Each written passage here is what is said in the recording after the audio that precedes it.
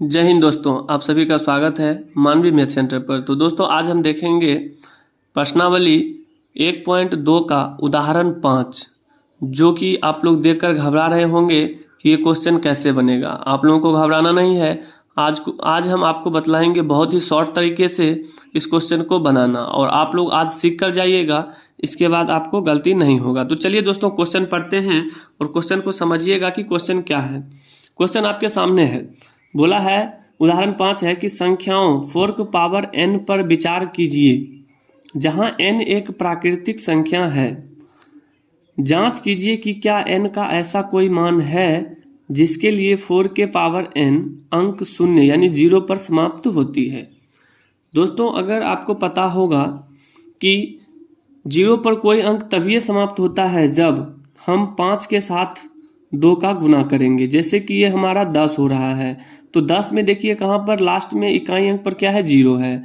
तो हम जानते हैं कि 10 यानी 0 तभी बनेगा जब 5 और 2 का पेयर हो, यानी साथ में हो। 5 और 2 क्या हो, आपस में साथ में हो, तब जाकर क्या होगा कि ये 10 बनेगा। लेकिन हमको बोला गया है यहाँ पर 4 की पावर n पर विचार करने के लिए। तो दोस्तों हम यहाँ पर इसका जवाब देंगे किस तरह से, तो हम बता रहे हैं। लिखिएगा यहाँ पर, यदि किसी n के लिए नीचे से लिखना है आपको, यदि किसी n के लिए 4 की पावर n शून्य पर समाप्त होती है, शून्य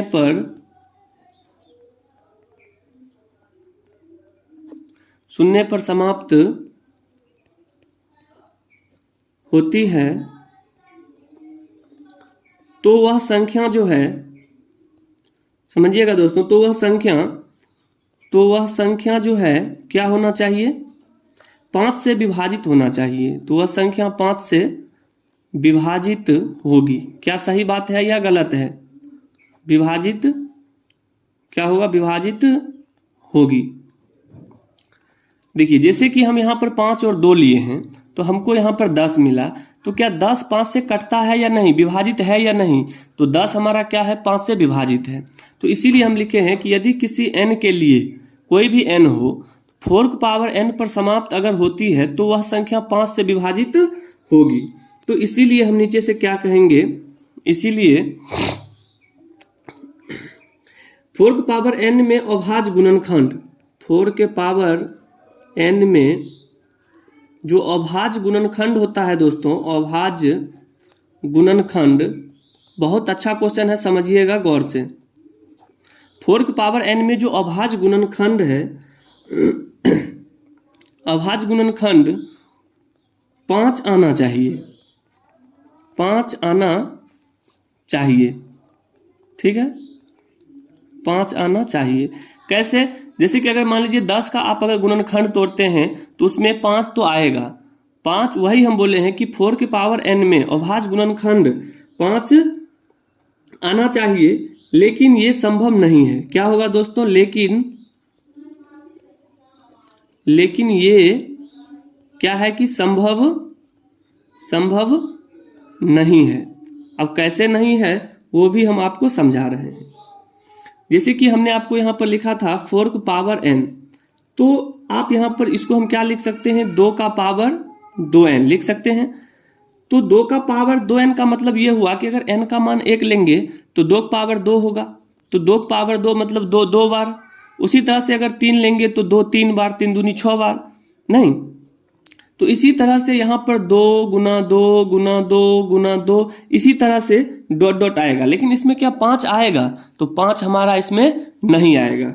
क्लियर है? तो हम यहाँ पर नीचे लिखेंगे कि आधारभूत प्रमेय यह निश्चितता देती है, नीचे से लिखना है कि आधारभूत प्रमेय, आपको इसी तरह से लिखना है, ठीक है।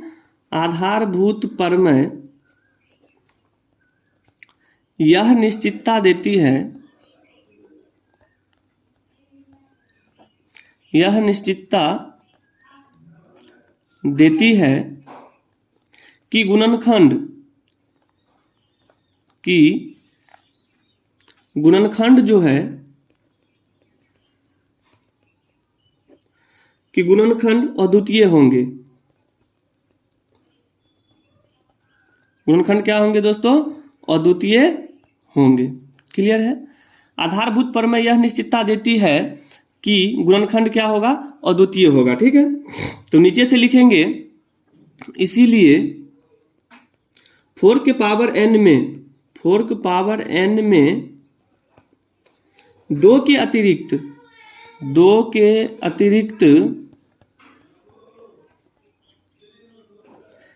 अतिरिक्त अन्य कोई गुणनखंड नहीं है। 2 के अतिरिक्त अन्य कोई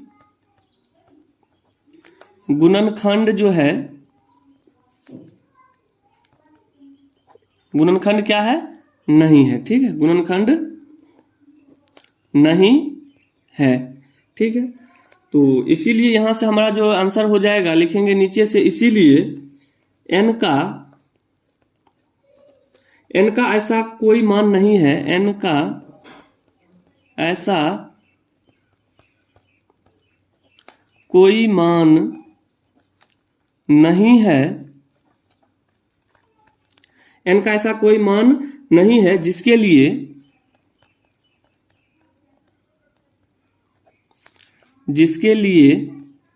क्या हो? जिसके लिए 4 की पावर n शून्य पर यानी कि 0 पर शून्य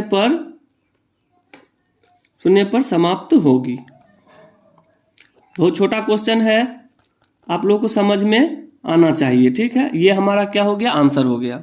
तो हमने आपको किस तरह से बतलाया है? क्वेश्चन है हमारे पास संख्याओं 4 की पावर n पर विचार कीजिए जहां n एक प्राकृतिक संख्या है। जांच कीजिए कि क्या n का ऐसा कोई मान है जिसके लिए 4 की पावर n अंक शून्य यानी 0 पर समाप्त होती है। हम जानते हैं कि शून्य हमेशा 2 और 5 का जब गुणनखंड होगा या गुना करेंगे तभी हमारा क्या होगा? 10 बनेगा। और 10 अगर बनेगा तो ये नंबर हमको जो है 5 से काटना चाहिए। तो हम नीचे से लिखेंगे कि यदि किसी n के लिए 4 की पावर n शून्य पर समाप्त होती है तो वह संख्या 5 से विभाजित होगी। तो इसीलिए जो हम लिखेंगे 4 की पावर n में अभाज्य गुणनखंड 5 आना चाहिए, लेकिन ये संभव नहीं है। कैसे संभव नहीं है? तो हम यहाँ पर बतलाए हैं कि 4 की पावर जो n है इसको हम क्या लिख सकते हैं? 2 का पावर 2n। अब 2 पावर 2n में ये गुणनखंड हो सकता है इस तरह से डॉट डॉट तक चला जाएगा। इसमें 5 कहीं पर भी नहीं आएगा, केवल 2 के अतिरिक्त। तो इसमें केवल 2 ही आएगा। तो हमारा जो यहाँ पर राइट आंसर होगा, हम नीचे लिखेंगे कि आधारभूत प्रमेय यह निश्चितता देती है कि गुणनखंड अद्वितीय होंगे। इसीलिए 4 की पावर n में 2 के अतिरिक्त अन्य कोई गुणनखंड नहीं आता है। इसीलिए हमारा राइट इसका जो जवाब हो जाएगा क्या होगा? n का ऐसा कोई मान नहीं है जिसके लिए 4 की पावर n 0 पर समाप्त होती है। अगर आप इतना लिख देते हैं तो आपका एक भी नंबर नहीं कटेगा और आपका जो क्वेश्चन है वो पूरा का पूरा सही होगा। तो हमें उम्मीद है कि आपको ये क्वेश्चन समझ में आ गया होगा। दोस्तों, अगर आ गया है तो जल्दी से अपने दोस्तों में शेयर कर दें और हमारे चैनल पर पहली बार आए हैं तो हमारे चैनल को सब्सक्राइब कर लें। तो दोस्तों, मिलेंगे अगले वीडियो में, तब तक के लिए जय हिंद, जय भारत।